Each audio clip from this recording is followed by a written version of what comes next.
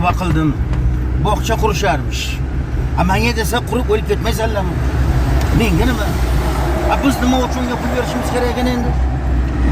To'g'ri. O'zi zo'rg'a kunimiz ko'rayotgan bo'lsa. Hayronman, bizni osonlikcha pul topadi deb o'ylashadi.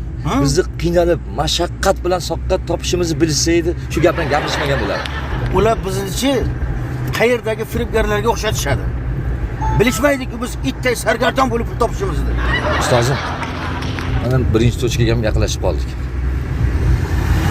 Ey yaxshilar, yordam bering. Bolalarim och. Bitta non bering iltimos. Mendan qaytmasa Xudodan qaytsin. 3-4 so'm pul tashab keting. Yordam bering yaxshilar.